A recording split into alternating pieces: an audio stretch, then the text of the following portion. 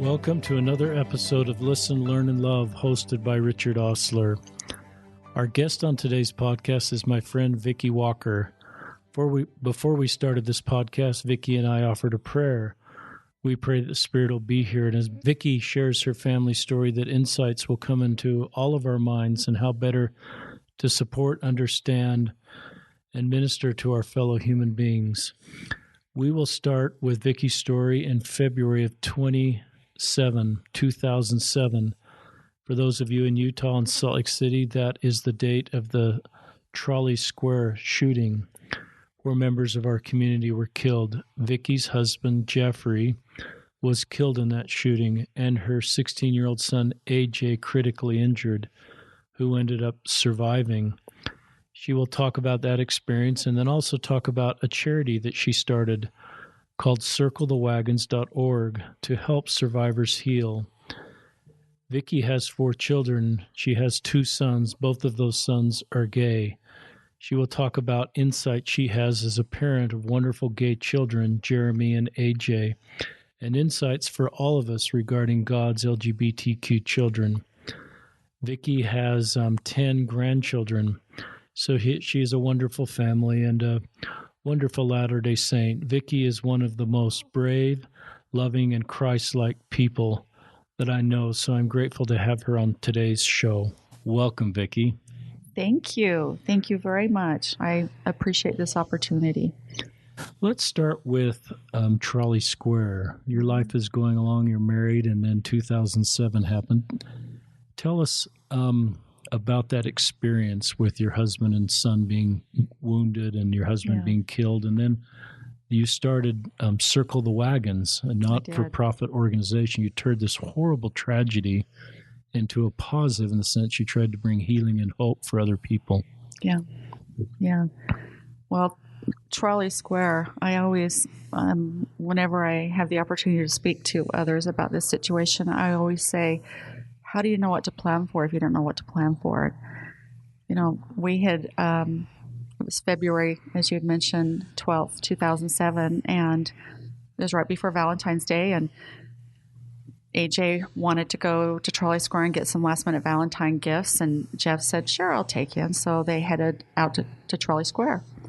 And the phone rang at one point, and it was Jeff, and he was just calling to say that he was going to be bringing dinner home.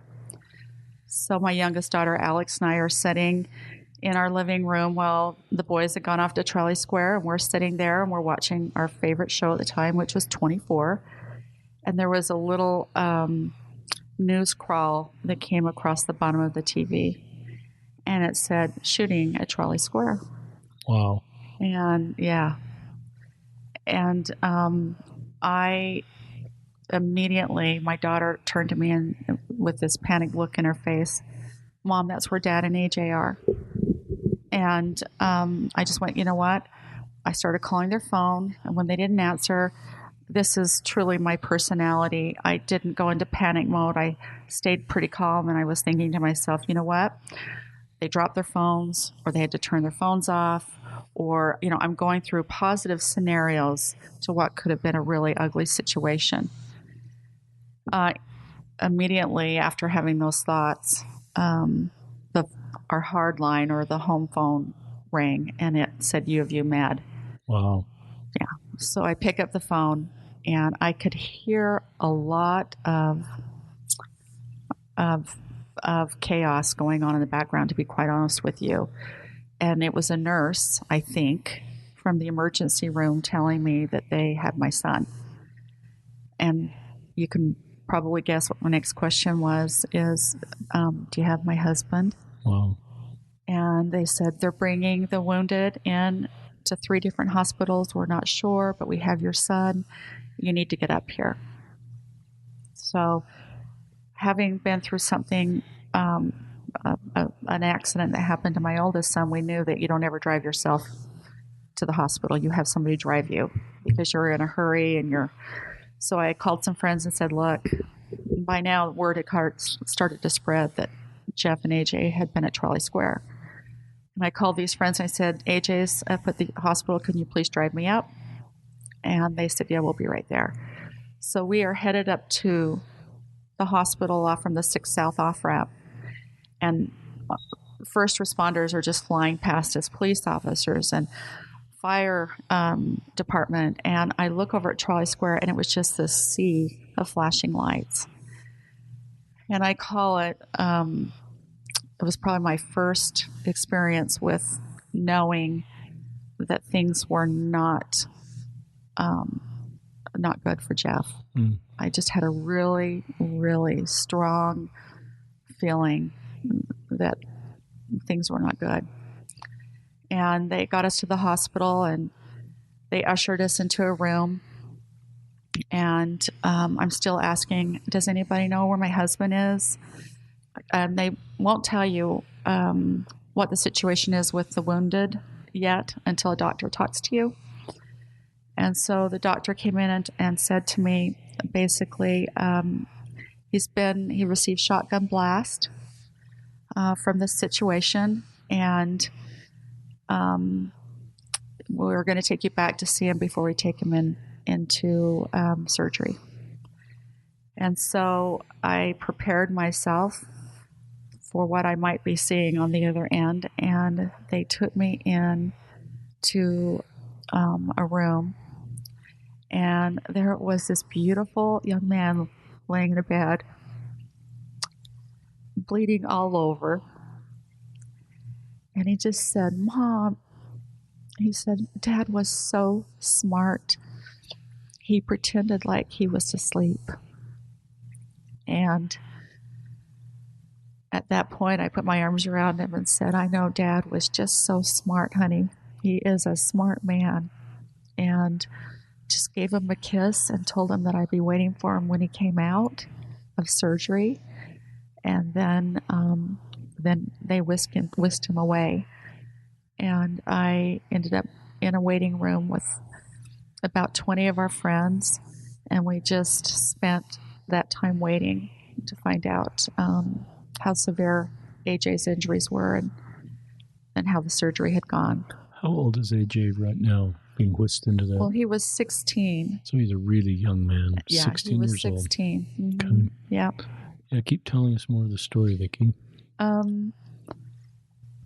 Well, it really is kind of a blur. I don't care how capable you think you are in crises or in really difficult situations.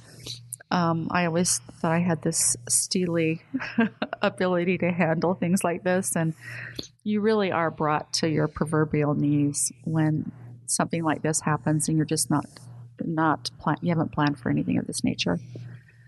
So it was a very, very long night.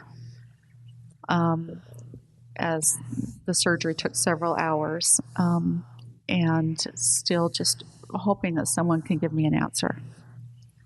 It wasn't until early the next morning, about 3 o'clock, I begged a friend who was an officer in at the time, Governor Huntsman's detail, if he would please find out, just let me know.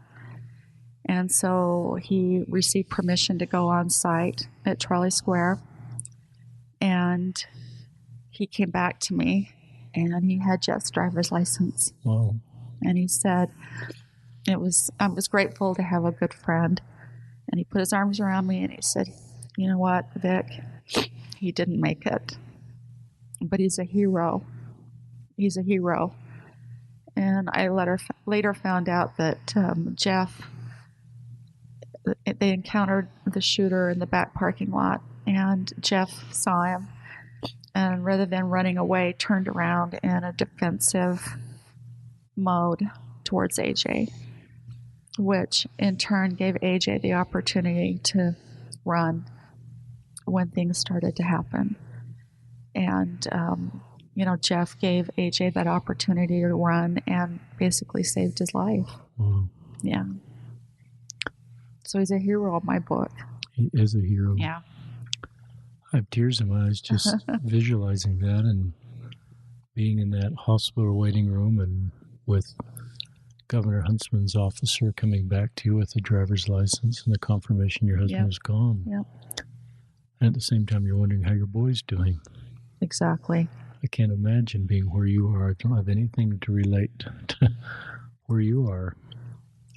Talk about your son, AJ, and how he handled surgery and how his road to recovery. Oh my gosh. Well, he is my baby, the youngest of 4, and he has a smile that charmed everybody and lit up a room. A wonderful personality, and yeah, he is super handsome. And he went from being a 16-year-old kid at Trolley Square buying Valentines to having his dad, I don't use this term very often, but I'll say it, murdered in front of him. And then the recovery in the hospital was weeks and weeks and weeks. His injury ended up affecting his memory, short-term memory.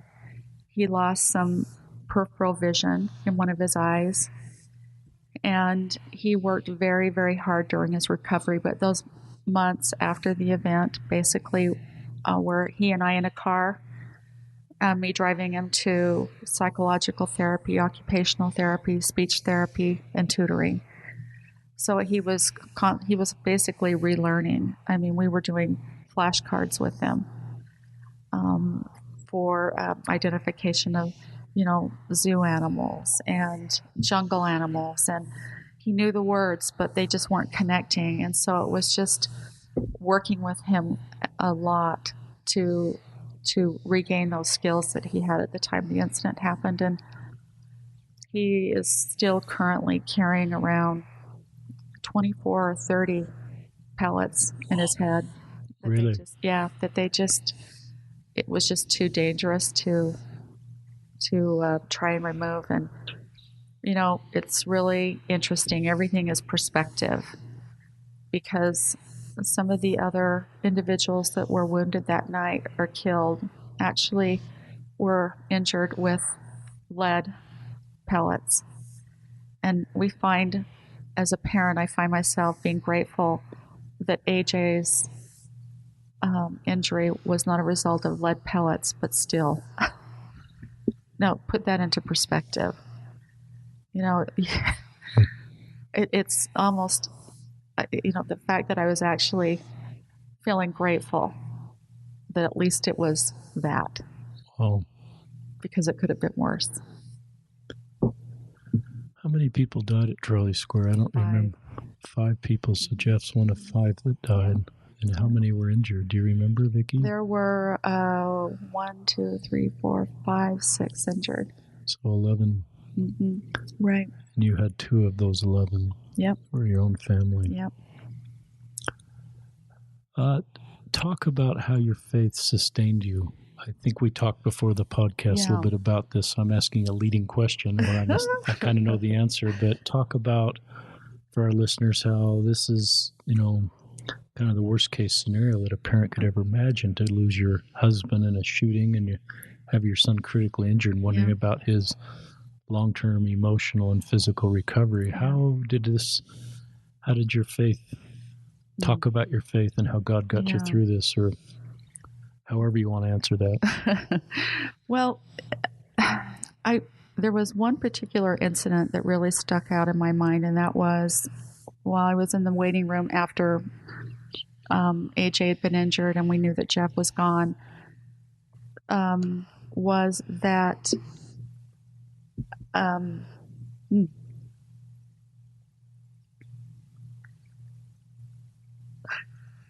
sorry. Now I lost my train of thought. I was going to say, because it was kind of... Well, there was one point in that evening that was pretty poignant to me, and that was AJ was out of surgery, Jeff was gone, and they started talking about the young man that was the perpetrator of this havoc on our city and on our area and on our family. And I remember I was in the waiting room and somebody brought a newspaper in, and on the front cover was a picture of this young man's funeral. And it was back in Bosnia. They had taken him back to Bosnia, and it was an open casket. And I remember looking at this picture in the Tribune, and I'm looking at this. He was a young man, but this was the last person that my husband saw on this earth. Was the shooter.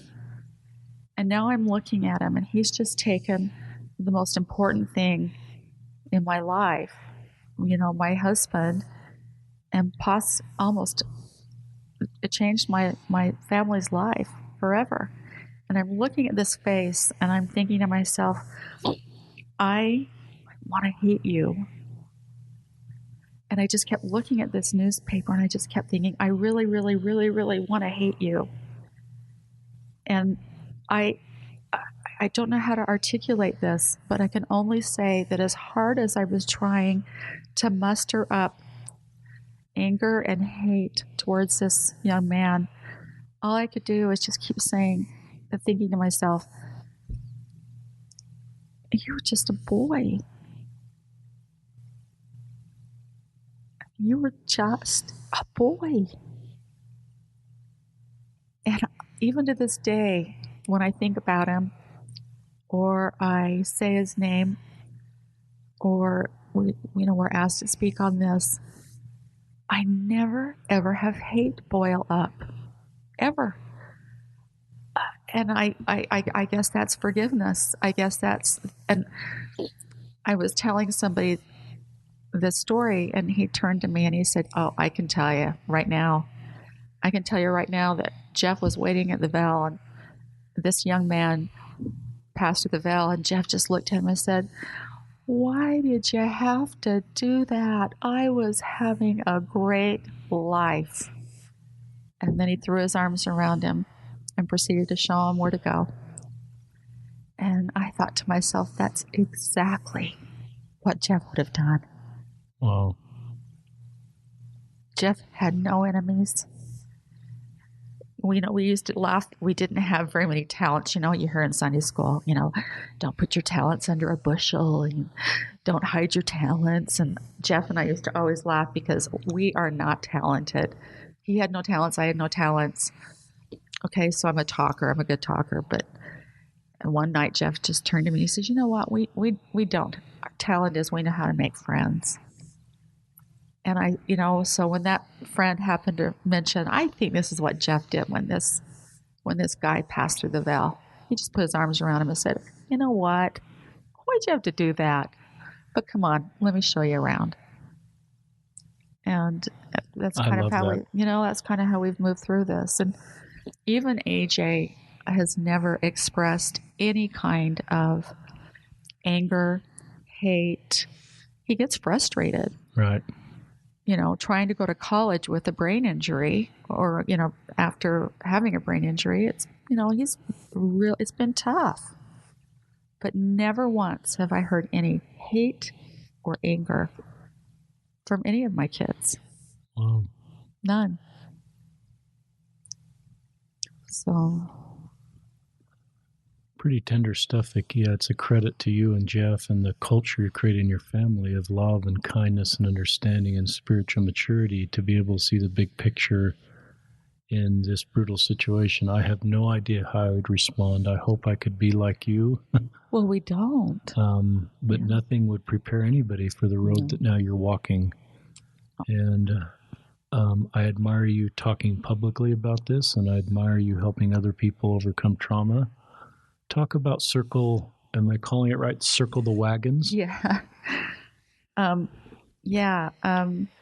So one night about a year and a half after the event happened, and this is kind of interesting, we had a lot of national news reaching out to us, and of course the local news was reaching out to us like crazy. I was not about to parade my son in front of anybody while he was recovering from a brain injury. And then the next big story comes along, and then we're last week's news. That happens. Yeah. But I happened to be home alone one night, and I'm watching the a cable station. And I kind of tease, I actually really think it was E! Entertainment, and no, I was not watching the Kardashians.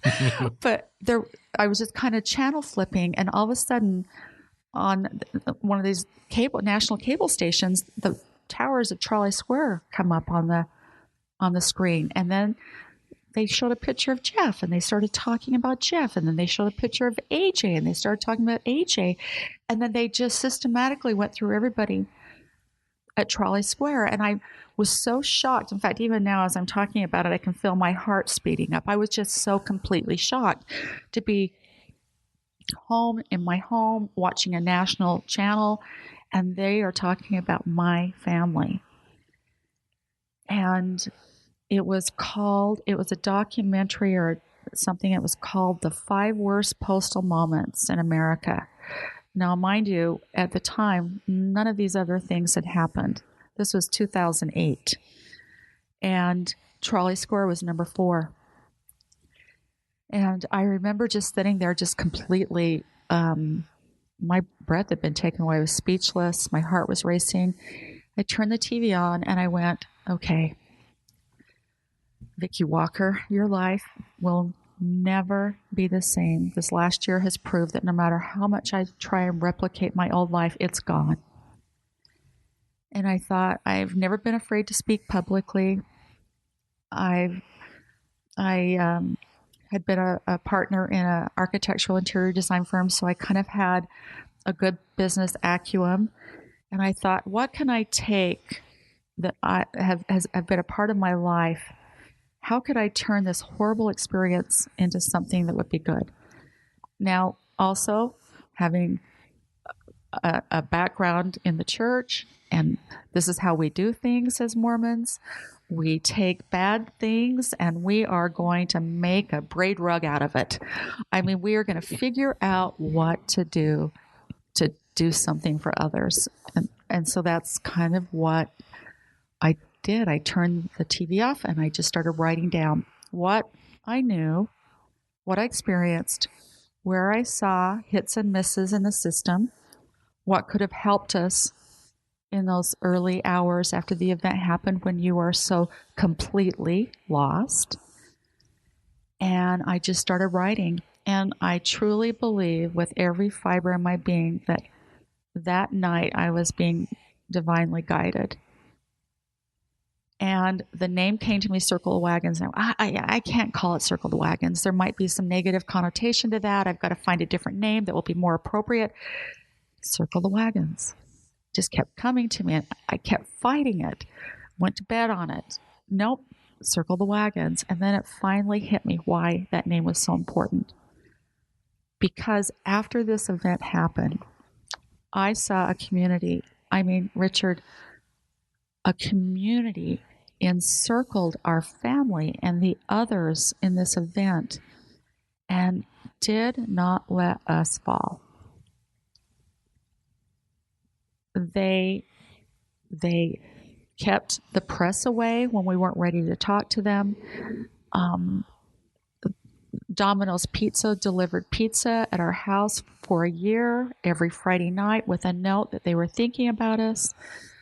I was at the grocery store and someone had paid my grocery bill. People literally just carried us. If you don't think that a small kindness does not make a difference, it means the world to someone that is in crisis.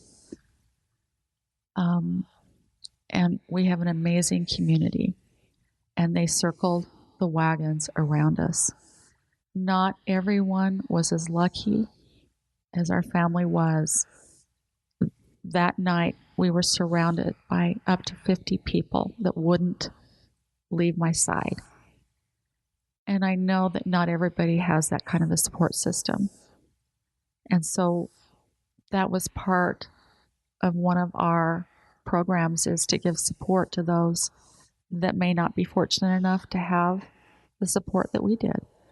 And so we came up with Circle the Wagons, and we basically are working with first responders, hospital response teams,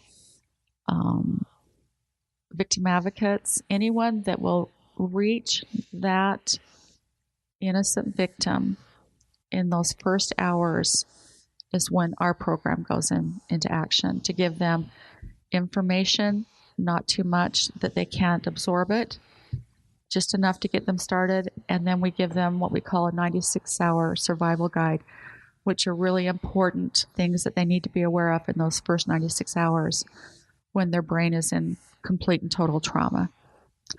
And, I've studied the neurobiology of trauma. I've experienced it. I've studied it. And so, we kind of think that we have the answer for a lot of different things for people that are in that situation.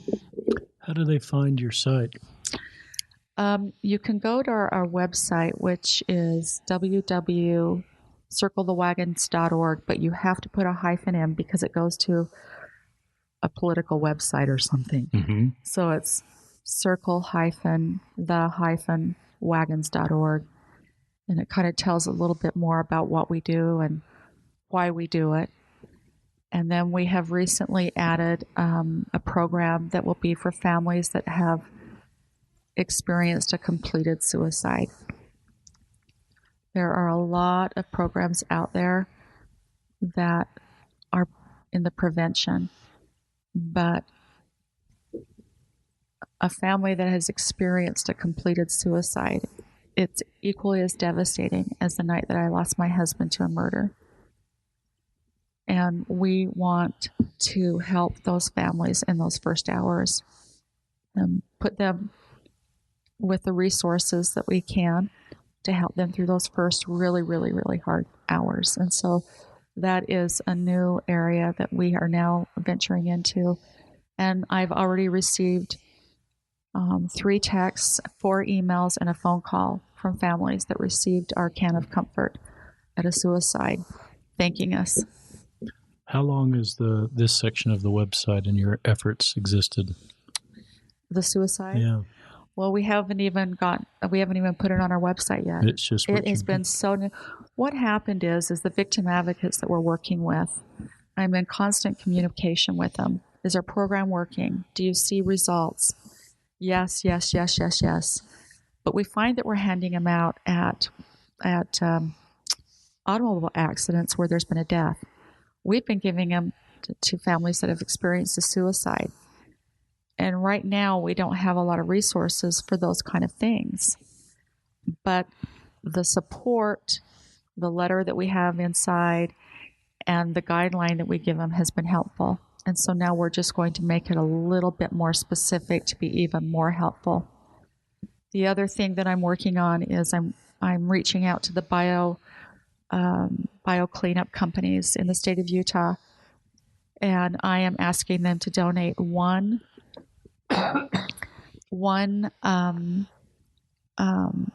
cleanup. I'm not sure how else to refer to that, of a completed suicide for a family that doesn't have insurance or don't have the ability to take care of the scene. And these families it's very thoughtful. Are left. And so that reduces the trauma. It reduces the trauma. That's all we want to do as an organization. Is I want to work to help others that are experiencing trauma, to help guide them through it, to help them understand what it feels like, and to give them resources and support. And so I have a board member right now that owns a company similar to that, and he is helping me, and we're going to do this. And we would also like to be able to do something like this on a national level. We are a national company, so a national nonprofit. You're a remarkable, courageous, capable woman that can do wonderful things, Vickie. And I love the way you've taken all your expertise and all your talents, and you're on God's errand here to take this horrible tragedy and be able to lift burdens from other people. So I'd like to shift now and kind of talk about talk about LGBTQ. It could have been your whole life mission to just but to do Circle the Wagons. Correct. And reduce trauma, and that could have been the rest of your life. Right. And then you've got these 4 kids, and your 2 sons are gay. They are.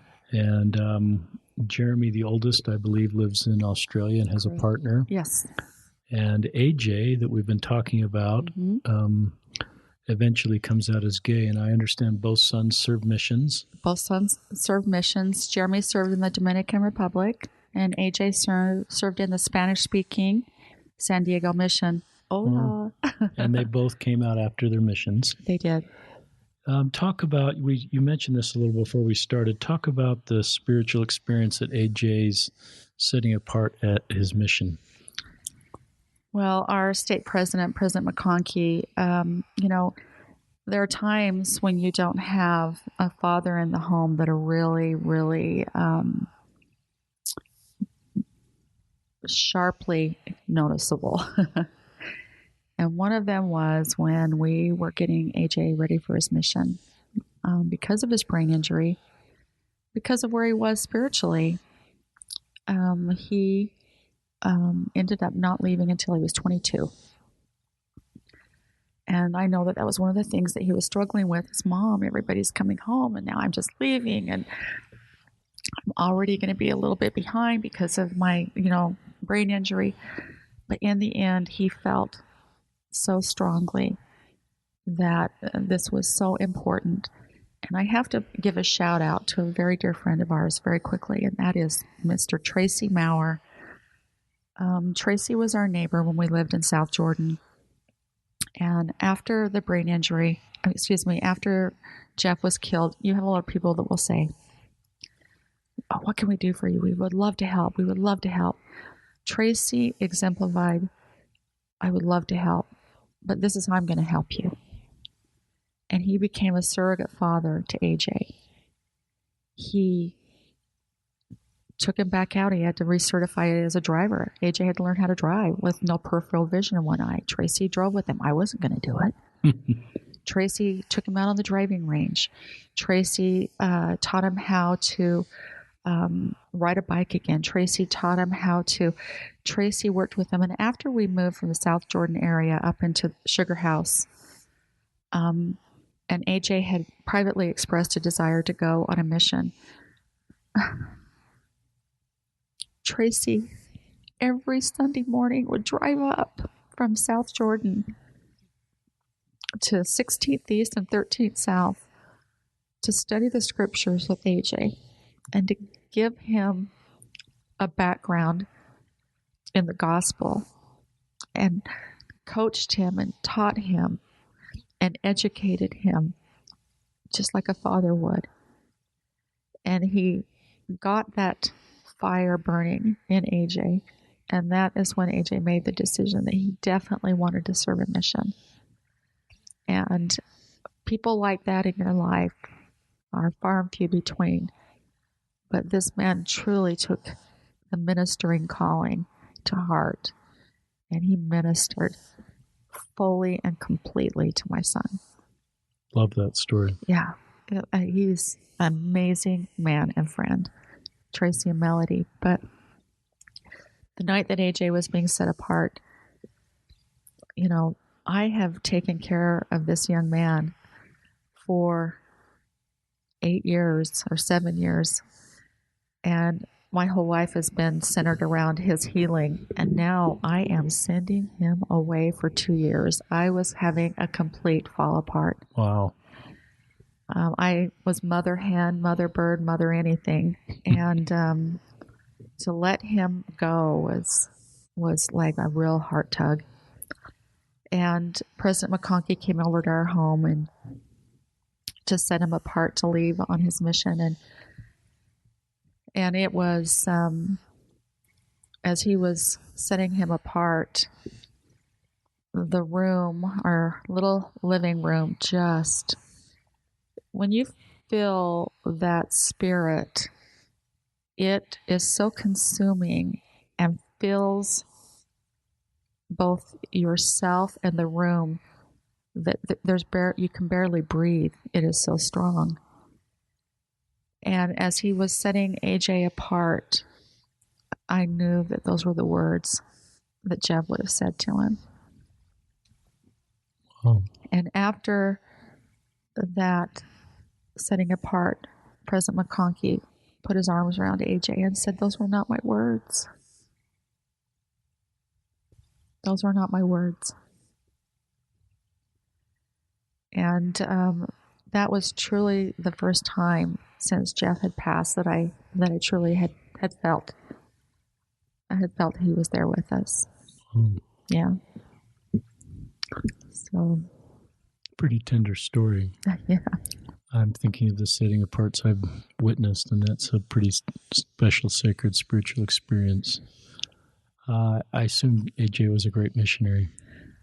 We heard back, and I became friends with his last mission president and his wife, and he was an amazing missionary. There was one story that he was in a tire shop with his companion in the Imperial Valley, and if you know San Diego, Imperial Valley can sometimes be referred to as hotter than Hades, and not a very attractive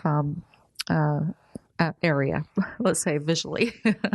Lots of desert. And he was in the Imperial Valley, and he was in a tire store, and a woman was getting her tires fixed, and AJ just started chatting with her. And they left. The mission home got a phone call. And the phone call was from a woman whose mother, she was a member, but her mother was not. And this daughter had been trying to get her mother to see the missionaries her entire life. And she said, I know this is unusual, but that missionary has got to teach my mother, because that's the only missionary my mother will let come teach her. Wow. She was so impressed with the spirit that AJ carried, and with his demeanor, and with the love that he had for the work he was doing and for the people he was serving. And I, you know what, that's bragging, and you know what, I'm just going to brag. Brag, Vickie. I am going to brag. Elder Walker is a great missionary. Elder Walker is a great missionary, and she didn't want anyone else in her home. And did he get a chance to teach her? No. That's not the way it works. Because he wasn't in the same area. Correct. Well, that's interesting. Yeah. I love that story. Yeah. And I love the way she just recognized this great spirit of Elder Walker. Yeah. Oh. As I introduced this podcast, I mentioned that both of your sons end up coming out as gay after their missions. Right. I assume, when did Jeremy come out in the context of AJ? Did Jeremy come out before AJ left on his mission, or after? No, it was before. Jeremy came out about a year and a half after his mission. And I remember at the time that he came out, this was when we were basically being taught. I worked in design, and so I worked with a lot of gay men and women, and these are my buddies, these are my friends, and they were a great resource for me when Jeremy came out. It was about a year and a half after his mission, and I just remember we went, I remember telling him, well, honey, you've got two choices. I mean, Dad and I love you. It's a given. But you've got two choices. I know how you feel about the gospel.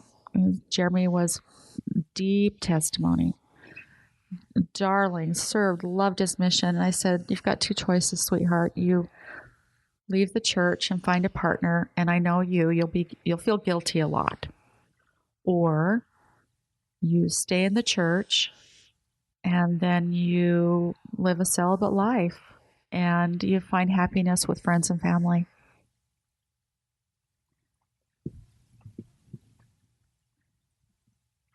And at the time, I felt very comfortable telling him that. And with the assurance that that Jeff and I loved him. In fact, Jeremy has tattooed on his arm a quote that Jeff used to say to him, son, sometimes I sure don't get you, but I do love you.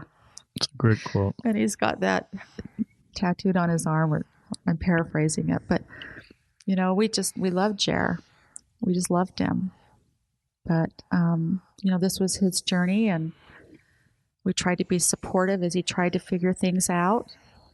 And there wasn't a support system. I truly felt at that time, as living in South Jordan, that I was the only mother in South Jordan going through this. I didn't know one other parent that had a gay child. I didn't know anybody in their high school. I didn't know anyone in my ward or my state. This was before, Facebook. Mm-hmm. And I just didn't know. And at the time, I didn't want to get involved with PFLAG because I wanted to have a church. I wanted to have some church influence in how I would navigate these waters with my son. I wanted more of a less secular. I just wanted to really understand it within the church, because at the time he wanted to hang in there. Yeah. Let's go to AJ. So AJ serves this wonderful mission in California, and he comes out, I think you said, around the policy statement. A month after the policy. Did you have any feeling that AJ might be gay? Well, I honestly did not. But after his head injury, I remember he said to me, and he was very childlike during that period of time, and it was a head injury.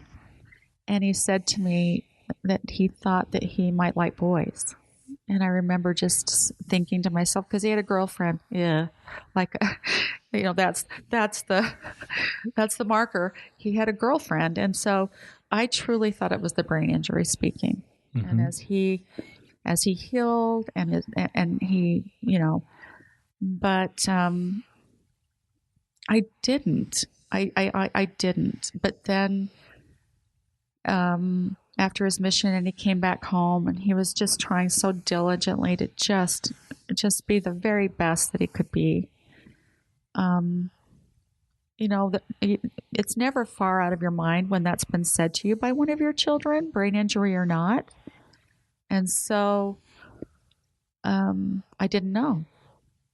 And when the policy came out, and I don't mean to be, but we call it the POX, the policy of exclusion. When that came out in November 5th, 2015,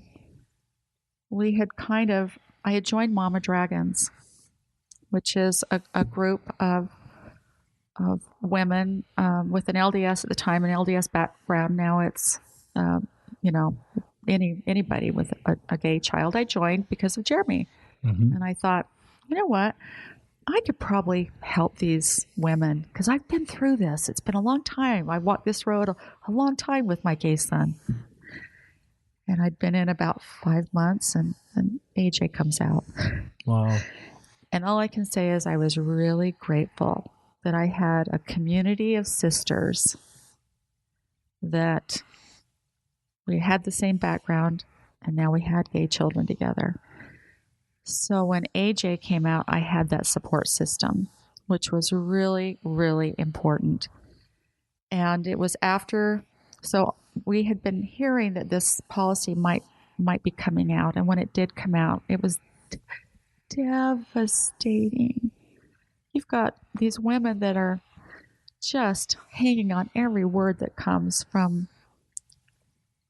because we're all in different degrees of a relationship with the church, some out, some in.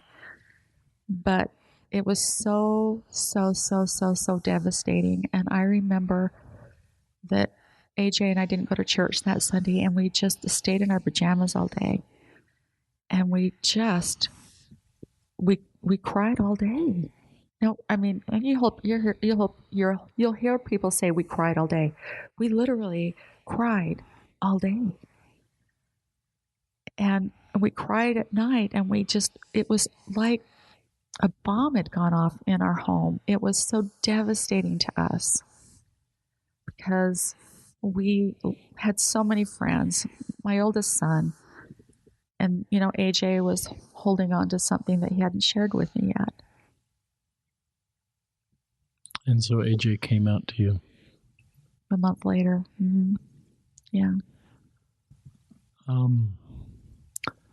There's parts of that story I think are helpful. All of your story is helpful for our listeners. I think one of the things that I've learned is that, there's not sort of an MO for a gay or a lesbian or transgender person. Often even people like you, they're connected to the community. It doesn't necessarily mean you're able to assess everybody. Right.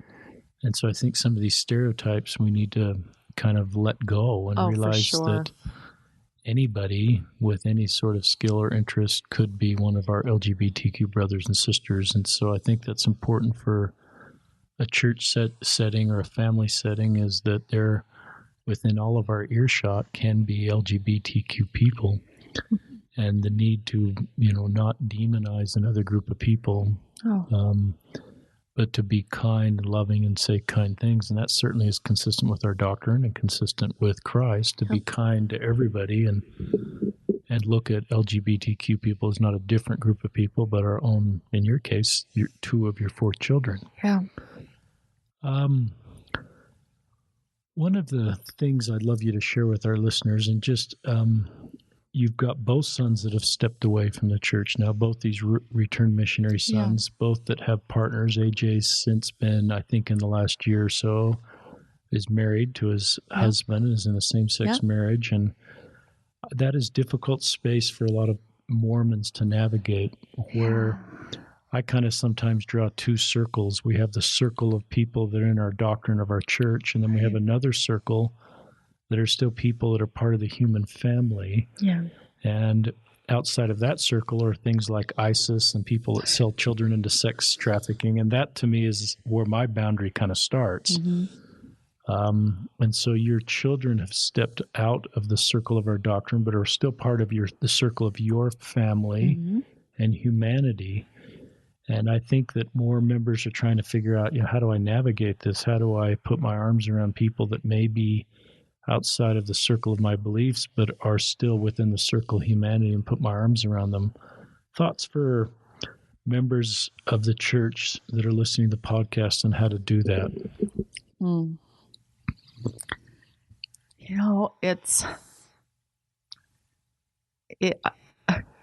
It's hard for me to articulate, because my faith journey since having my two beautiful sons be LGBTQ plus,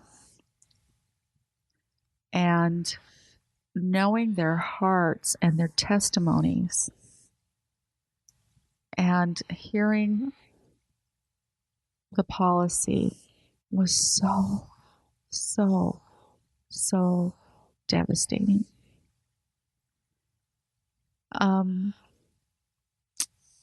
Navigating this is my family, and I have been given the commandment to raise my family, to love my family, to walk with my family. My family unit will stay intact because my boys know I have their back to the very end. My family unit is intact because I'm not pointing my finger and telling them that they are less than because they choose to be with someone and have a full life that way. I think that we all have different ways of navigating this road. And I'm not going to say that someone's way of doing this is wrong. What is wrong is when we hurt our kids. I will go out and say that's wrong. Heavenly Father gave us a commandment. Jesus Christ loved the leopard and the adulteress. And I can only think, now that I am working so much with my LGBTQ friends, I have them in my home. I mentioned that we had a dine and dash last night at my house with about 50 kids.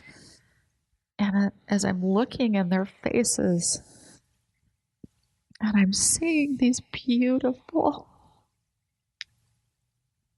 beautiful kids that love each other and love the gospel and love love being together and feeling of each other's spirits and laughing and talking and feeling accepted. That was a little piece of heaven for me yesterday. That's what it's all about. I truly believe that in loving them and not having the second phase of that statement, which is, we love you, we just don't love what you're doing. I think you wrote something about that. Yeah.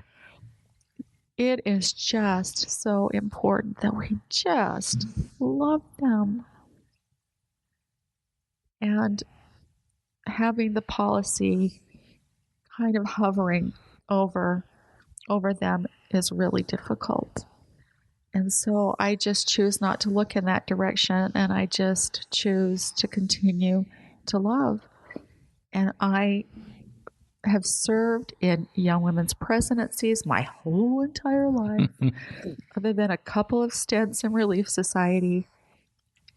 I have never, ever, ever, ever felt like I've been doing more of the Lord's work than I am right now. That's beautiful. There's a couple things that you said that I want to circle back to. They're very helpful.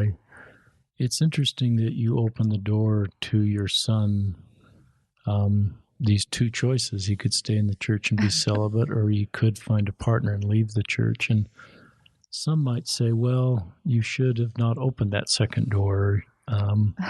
And I feel like the longer I'm in this space, I think that door is sort of already open. It is. Yeah. As they come to terms with their sexual orientation. So I don't think you're really opening a door that's not been opened. I think you're telling them, and I don't think you're increasing the likelihood they're going to walk through that door. No. I think what you're communicating to them is you love them, and that you will be their mother, and you will be in their life, and you will love them. And to me, that's consistent with our doctrine. I love this principle that Lisa Hanson, that you know, an LGBTQ, LDS therapist, the principle of self-determination, that at the end of the day, we let people self-determine the right road for them. And for me, as like you, as a believing member of the church, I invite everybody to follow the teachings of our church. I believe their truths are universal. But when someone chooses a different path, I sort of just leave that at the Savior's feet, and I will just honor their path. Absolutely. And I will love them. And the circle of my love extends beyond, pretty far out there. Yeah. As I see everybody as the same human race. Now, if someone spends their life sort of trying to destroy the church, that's different. That's harder for me. But most of the people that I know that have stepped away just want permission to live their life the way they feel it is best, and honor that. And to me, that's consistent with our church and consistent with what Christ said. So I support, and I also support your feelings about the policy statements. I think we have to learn to, as listeners may have different feelings about the policy statements. Mm-hmm. Some may think, well, that wasn't a hard thing for me, and I trust our leaders. And I think we have to give space for everybody to feel the way they feel. How can I look at you, Vickie, across this round table and say you shouldn't feel the way you feel? Or that you're unfaithful for feeling that way? I think we have to learn, even for people that don't feel the same way, is to honor everybody how they feel and create space for them on how they feel. And that's sort of this difference between fitting in versus belonging. Sometimes fitting in is where everybody becomes a round peg and fits into a round hole, but all of us are different times square pegs, and we have. And that doesn't mean we're broken or need to be fixed. It's just how we feel. It's how we feel. And we need to be able to belong how we feel versus fitting into all the same sort of feelings. So I honor how you feel about the policy statements. Yeah, thank you. And if I were, I'm not your priesthood leader, but if I were, I would probably honor how you feel. And try to show as much empathy and kindness for how you feel, even if I didn't quite feel the way you did. Yeah. This is your lived experience. You have two gay sons. You know this world pretty well. You know what the policy statements mean. So I think that's would be my thought, is to honor how you feel and create space for you how you feel. I want to talk about your advice for... I want to actually talk about this Circle the Wagons visual. So you've had, incredibly difficult things that have happened in your life. If I'd met you as a Laurel when you had this and read some of your journal entries about your hopes for your life, and now you're my age, the reality of what's happened is very, very different, and you haven't done anything wrong here.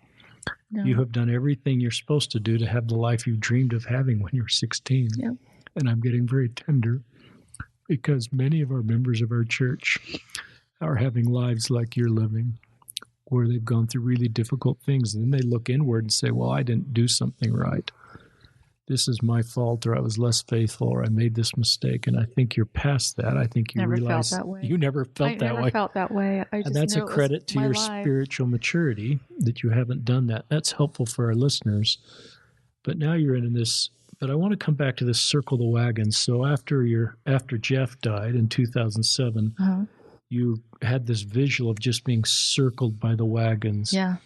And if we were able to duplicate that for you being the mother of 2 gay sons, what would that look like? Because I think most members want to create the same feeling for you when Jeff died. We know really that's a very difficult thing, but most members have better tools to know what to do in that situation. We do death well as LDS people.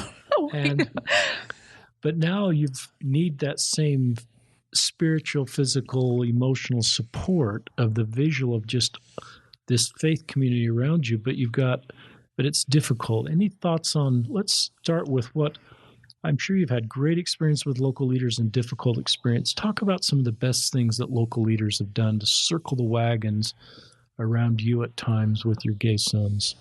I think local leaders, after AJ came out, we had 2 men that were previously our bishops that I would definitely say were allies and have been, they're not our ecclesiastical leader right now, but they were very much in support of AJ and kind and loving and very supportive.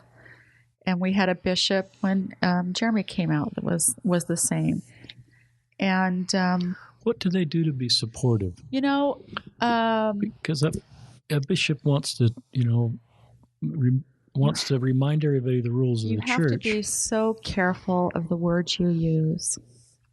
You have to be so careful of the language.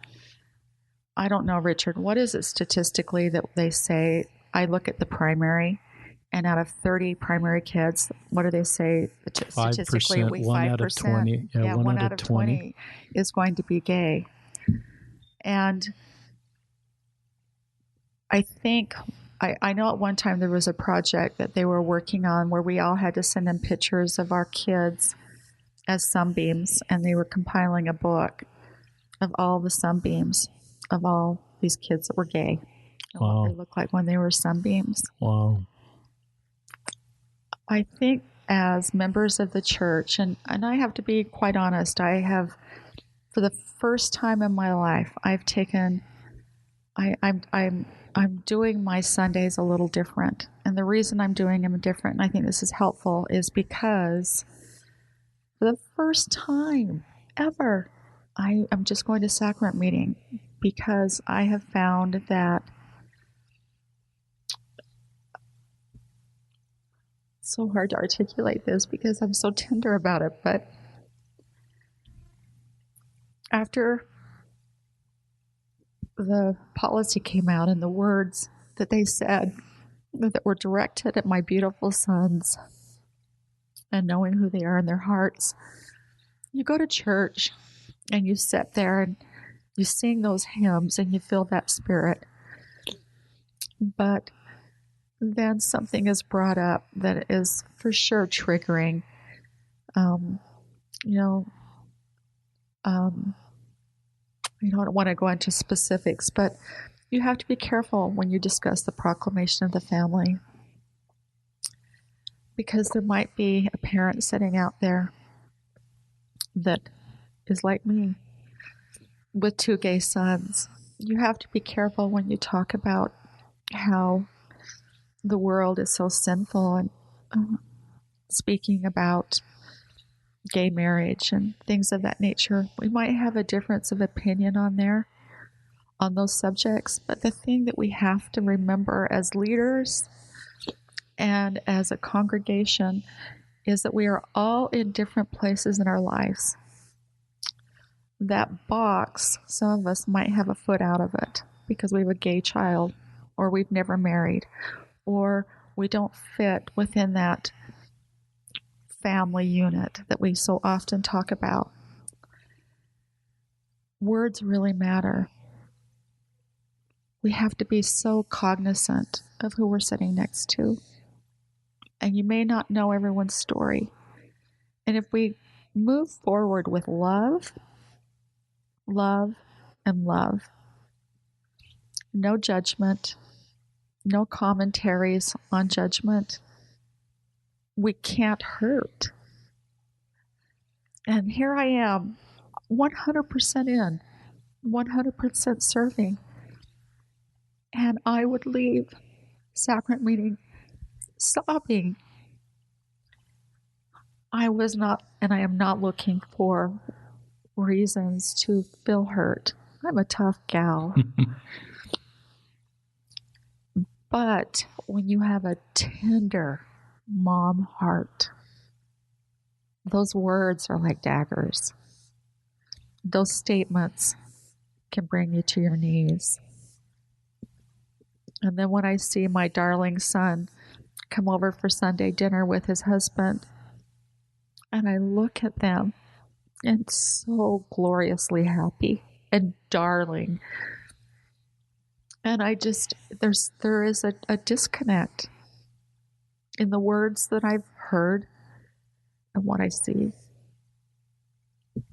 And so,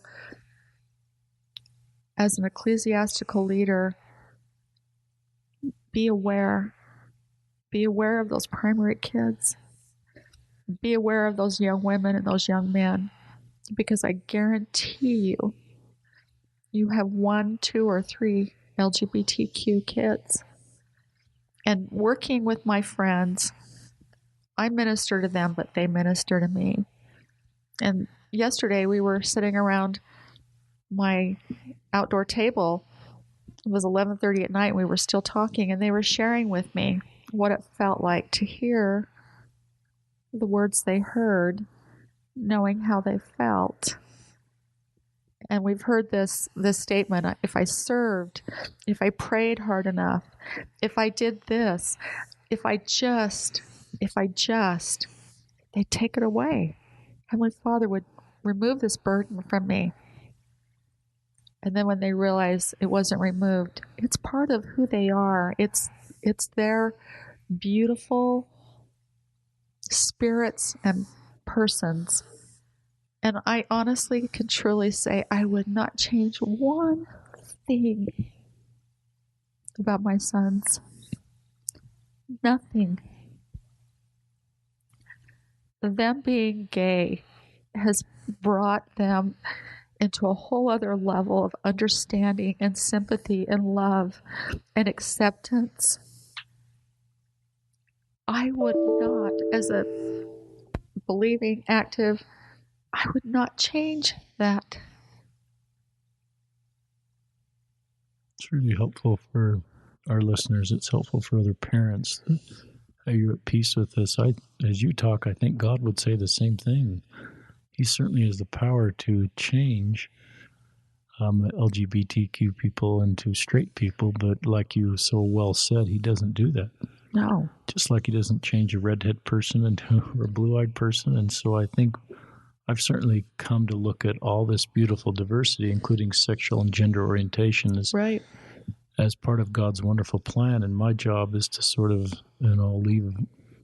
leave all of the understanding of this plan and the complexity and just love people. And to me, love, like you said, isn't some sort of secondary soft commandment. It's a hard commandment. It's a hard commandment. It's a doctrine. It's not just something that's softer than doctrine. And to me, I look at Christ's ministry, as I've talked before in this podcast, that was a cornerstone of his ministry, in the way that he taught everybody to love people that society said wasn't worthy of love. He went after the one. He went after the one. He left the 99 and went after the one. I love that you've wrapped your arms around your family. I love the way you're keeping your family together. I love, the beauty that you see in all of your children and their lives. And it's so consistent to me with what we should be doing as parents. I love your suggestions for local leaders to create a safe environment at church so that there's space for people with different levels of faith, and they can feel that they don't need to be a round peg in a round hole. They can have some squareness to them. Yeah. Not that is bad. It's just honoring the differences we have and creating space. And I love the idea of not sort of putting our doctrine on the backs of people. I believe we can stand for the beauty and truths of our restored church on their own merits and don't sort of have to demonize other religions or other groups of people. Right. My mission president certainly taught me that in my mission. It was very helpful. Not to demonize the Church of England. We could just go talk about the beauties of our restored church and have a fact-based discussion. Let it stand on its own. Yeah. But it's beautiful and it can stand on its own. And I think particularly our millennials don't want to do that. They just want to talk about the beauties of our church and our restored gospel and on its own merits without having to sort of take on somebody to sort of do that. And so I think we can do better in that. And I love some of your suggestions here. Any advice for parents? We're kind of coming to the end of this podcast, but if there's parents, you've given great advice just telling your story, Vickie, but any direct advice you give to parents, especially that are new to this journey? Oh, gosh. The advice I would give them is to take a step away and not look at all of this in the context of the gospel, but to look at it in the context of of making your child feel whole and perfect and okay. That is where you need to begin. Because when we look at it from this, I'm visually putting my hands out. But I think the most important thing is to make that child feel loved, accepted, valued, and in your eyes, perfect. More than anything, I want these kids to feel valued and whole. I am not kidding you when I say I wouldn't change that about my boys. And as a parent, you have to embrace the fact that Heavenly Father sent this beautiful human being to you. And there's no mistakes. And make them feel very valued and loved and embraced and safe. They've got to feel that in their own home because they have to go out into the world and maybe face different things. So it's our job as parents and as a family to make that a safe place. I love that.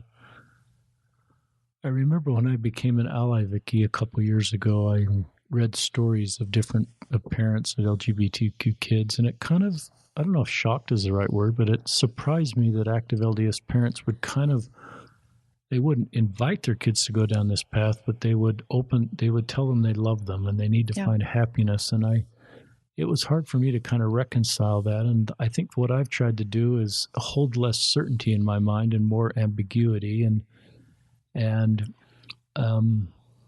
I've also said sometimes I just need to put on my emotional hat for sometimes what's right for somebody. And sometimes if I just look through my emotional glasses for an LGBTQ person, it's possible that for their emotional health, even though it really stretches because I'm a fully believing member, they may need to step away. And if I wouldn't invite them to step away, I wouldn't sort of say, this is how you do it. But I think, I would honor them.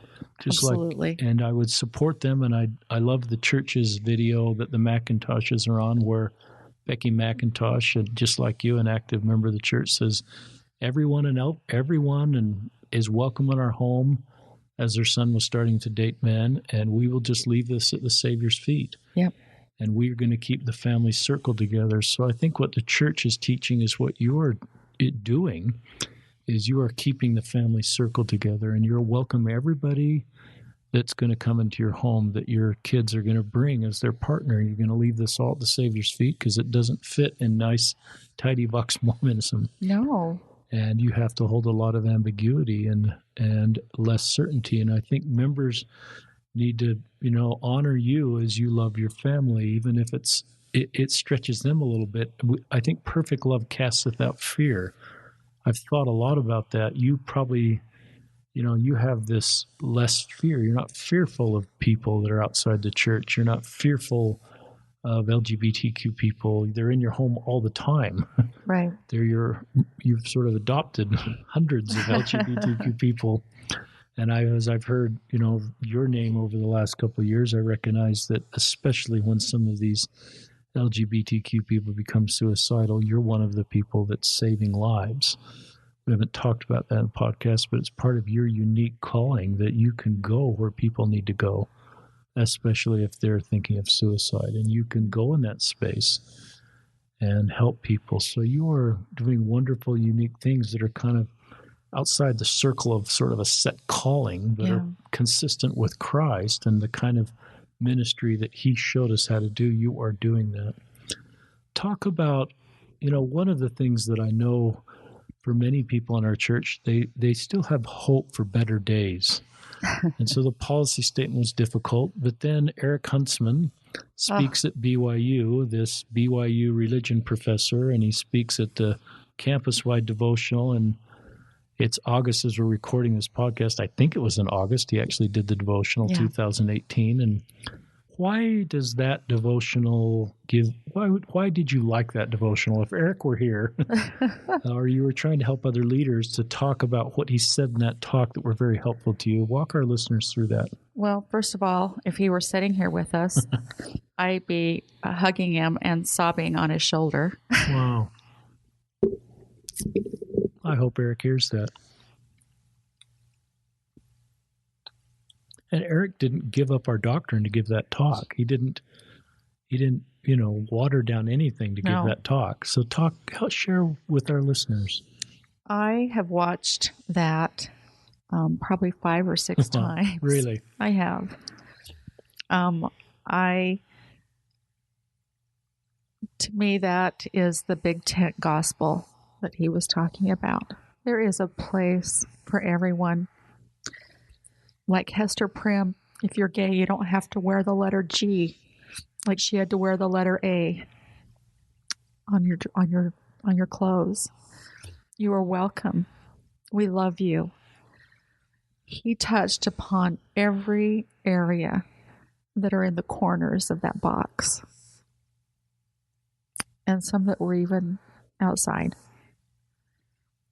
But I truly believe that his words very much parrot what many of us are holding in our heart. It's the gospel of Christ. That is what I live. That is what he was talking about. I love that it was all Christ gospel centered. And again, he was reaching into some of the corners of Mormonism and saying, we want you. You belong here. And I mean, I could get a lot more philosophical about some of his words, but that is simply put, he touched my heart so much in those words and gave me hope. I love that. And I love just your honesty in this podcast. And as I've interacted with so many people that are trying to make the church work, it's incredible people like you that want to stay and want to feel community here. You've given so much to the church. You want to continue to give. And right now it's difficult. So I love this space you're in. I support you in this space for going to sacrament meeting. And it's unusual. And then you're having all, these wonderful LGBTQ people in your home and ministering the way Christ ministered. But it's interesting just the hope you have and how much hope can be kindled with a talk like Eric Huntsman.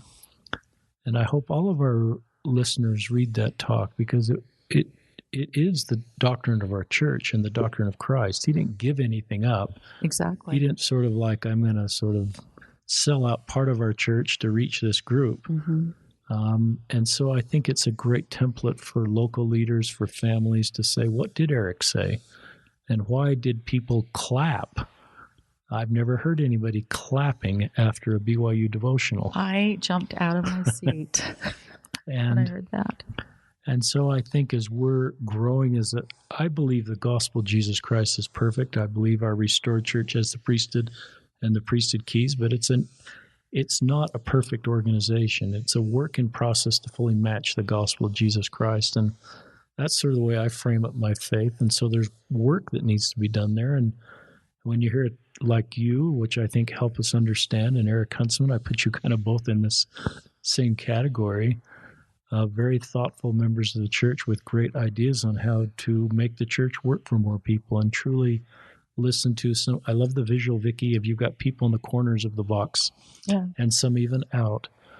And I think that's so very helpful. So I think that's a great example for our listeners, is a talk like Eric Huntsman, and that a lot of people need the hope that a talk like that can give, and the space it creates for them to belong based on who they are versus having to be these round pegs. And all of us can be different shaped pegs, and we can fully belong to the body of Christ and feel welcome. We're about done, Vickie. Would you like any last thoughts you'd just like to share with our listeners? I feel that it's important that we all understand that our journey, our faith journey, I one time referred to it as a faith crisis, and a friend said, well, did you have a faith crisis when Jeff was killed? And I went, oh, no, absolutely not. I didn't think Heavenly Father was, punishing me for something. I did not have a faith crisis. And so, and you're having one now? And that was really interesting. And I thought a lot about that. And it's our faith journey. And I think that's really important, just to think about those words. This is a journey. I mean, this is a journey. It doesn't mean that where I'm at today is going to be where I'm at tomorrow, or where I was at 15 years ago. Our stories are not over. And I'm still writing my story, and I really don't know what that's going to look like, but I do know that I love my Savior. And I feel like I'm truly, truly doing His work by ministering to those that have had difficulty in their life through trauma, and our LGBT kids. And I have never felt this is selfish. I was doing this for selfish reasons. I wanted to heal my heart. And we know that by giving service to others, that we in turn heal. So it was not truly altruistic. But if anything, I would like to leave with your listeners that we'll never go wrong by doing Christ's work here on earth. And separating out the institution from the gospel has been really hard for me. But I feel like I truly am following the gospel. And it might not look right to some that what I'm doing, but I truly feel in my heart, and I know my Heavenly Father supports our work in this area. And those are my final words. I'm grateful for this opportunity. Thank you, Richard. You really are doing a lot of good. You're reaching people that don't understand, and you're really opening a lot of doors for the gray, for those that are in the gray. And you're a good voice for us all. Well, thank you, Vickie. I've shared some tears. I think if all of our listeners who are going to hear this podcast, I think they share some tears of love for you and how you've, I think I speak for all my listeners right now. We love you. And you are incredibly strong and capable. And I don't know anybody that's lived a life like you've lived. And to have your kind of faith and commitment and determination and love and maturity, you're a remarkable woman, an example to me and to all our listeners of how to do this earth life and how to navigate completely roads that you've never thought of. So thank you for joining us, Vickie Walker. You're awesome. And your whole family is awesome. Thank you. And all those people that are in your home are LGBTQ. God's LGBTQ children are awesome. So I'm sure some of them are listening, and I'm sure they're just wanting to jump on the airwaves right now and say how much they love you and how much you're saving their lives and healing their hearts and giving them hope and purpose. So on behalf of all of them, I thank you also. So thank you for joining us on another episode of Listen, Learn, and Love.